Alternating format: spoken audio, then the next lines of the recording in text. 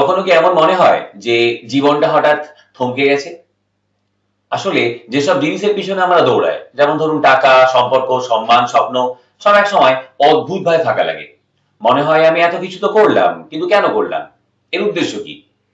এই প্রশ্ন যখন নিঃশব্দে মনে ভর করে তখন চারপাশে সব শব্দ মুছে যায়। শুধু একটা শূন্যতা বিরাজ করে। আর সেই শূন্যতার অনুভূতি হলো নাহিলিজম। নাহিলিজম বলে জীবনের কোনো পূর্ব নির্ধারিত অর্থ নেই, কোনো চূড়ান্ত সত্য নেই যা আমাদের পথ দেখাবে। আমরা নিজেরাই অর্থ বানাই, আবার নিজেরাই তা পাল্টে ফেলি। জার্মান দার্শনিক ফ্রেডরিক নিটসের কথায়, God is dead, God remains dead and we have killed হিম।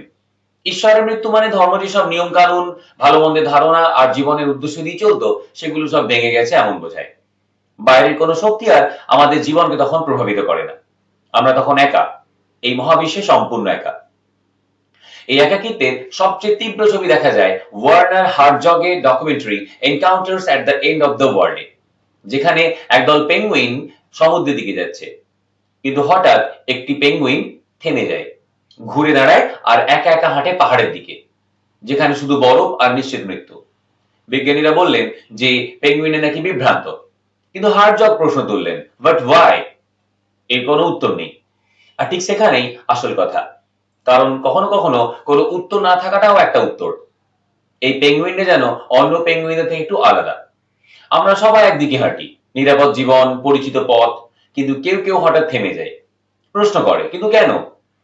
সেই প্রশ্নের পর আর আগের মতো থাকা যায় না।